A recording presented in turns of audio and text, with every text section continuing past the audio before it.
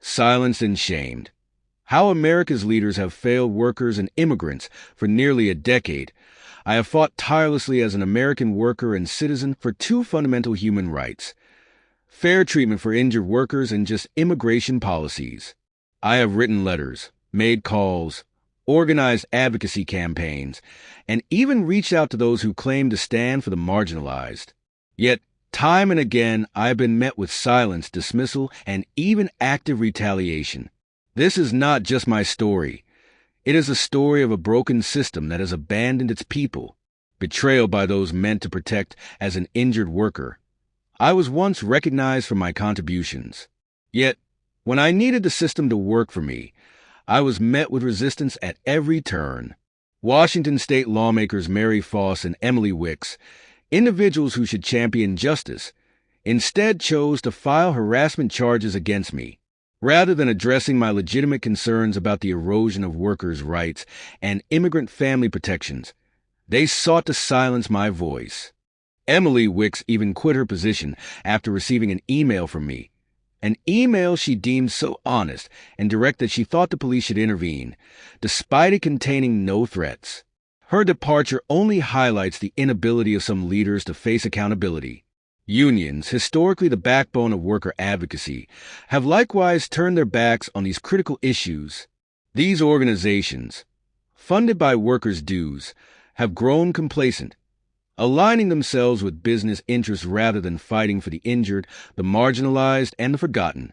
It is a betrayal that echoes across every corner of this nation. The systemic failures of Democrats and progressives, the Democratic Party, which claims to be the party of the working class, has shown a disturbing willingness to abandon those who need them most. Figures like Congressman Rick Larson, Senator Patty Murray, and even progressive champions like Senator Bernie Sanders have dismissed my efforts and those of countless others seeking real change. Despite 8 years of appeals, I've seen no action on federal protections for injured workers or immigration policies that respect the dignity of American families. The Gabby Giffords shooting marks a key turning point where Democrats began losing their way. Giffords, a Republican-turned-Democrat, refused to acknowledge or engage with the grievances of a constituent who had reached out to her for help. Jared Lee Launer, the shooter, reportedly sent multiple emails seeking her attention and asking for honesty on critical issues, including corruption and banking practices, topics now echoed by figures like Senator Elizabeth Warren. Instead of addressing his concerns, her office ignored him, reflecting the same arrogance and intellectual sobriety that has alienated so many citizens from their elected leaders. The tragedy became a rallying cry for gun control, but this focus ignored the root cause of the shooting: Gifford's unwillingness to respond to a constituent in need. It is not guns alone that fuel such events, but systemic neglect and arrogance from those in power. To add insult to injury, a Navy battleship was named in her honor, a weapon of war that could one day drop bombs on women and children. I call foul on this misrepresentation of values and the hypocrisy of using her story to push policies that ignore the deeper failures of leadership.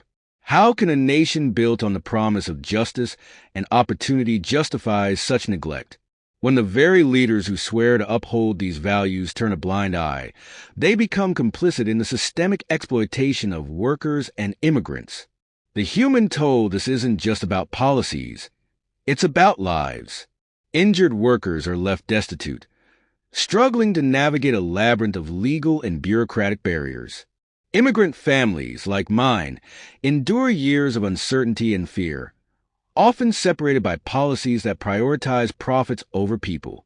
Meanwhile, those in power mock and dismiss our struggles, further deepening the divide between the elite and the everyday American. A nation at a crossroads, I was shunned and shamed for speaking the truth, a truth they wanted silenced for 8 years. They are lucky I am a man of peace. I do not kill people with guns, violence, or knives. I spent 15 years trying to keep folks alive at the hospital bedside. I kill with my pen and the truth, breaking hearts with facts. No guns are needed, just truth. I tried one more time to approach these so-called leaders with hate in hand and baring my soul, only to be betrayed by them all. I am tired of being told to vote for the lesser of two evils by the red, blue, socialist union, or green factions. I am tired of every side telling me to support their candidate, while none of them are willing to hold their own accountable. And if someone from their side dares to speak the truth, they silence them. Welcome to America, where we talk about truth and equality, but force people to fight tooth and nail to achieve it. America has become a nation where guns and violence often speak louder than truth. But I refuse to accept that path. I believe in the power of words, the strength of peaceful resistance, and the justice of our cause. This article is my shot across the bow, a warning that the people will not remain silent forever. It is a law of God and nature, above the laws of man, that injustice cannot prevail without consequence. If we are to reclaim our nation, we must start by holding those in power accountable. We must call out the hypocrisy of unions and lawmakers who have abandoned their principles. We must demand that Democrats and progressives remember their roots and fight for the people they claim to represent. Examining the consequences of ignored voices over the past 25 years, the United States has witnessed a series of politically motivated violent incidents that have significantly impacted its socio-political landscape. Many of these tragedies underscore the dangers of dismissing grievances, silencing dissent, and ignoring the voices of the disillusioned. Notable politically motivated violent incidents: 2011, shooting of Rep. Gabby Giffords. Jared Lee Louner's attack killed 6 and injured 13, including Rep. Giffords. Louner's erratic behavior and attempts to communicate grievances highlighted gaps in mental health intervention and political accountability. 2017, congressional baseball shooting. James Hodgkinson targeted Republican lawmakers during practice, injuring several, including House Majority Whip Steve Scalise. The shooter had expressed frustration with political discourse. 2021 U.S. Capitol attack. Supporters of then-President Donald Trump stormed the Capitol, resulting in multiple deaths and raising concerns about domestic extremism and political polarization. Silencing and its consequences. Do we silence individuals into extreme actions by ignoring their concerns? The patterns of these events suggest that when grievances are dismissed, individuals may feel isolated and pushed toward desperation.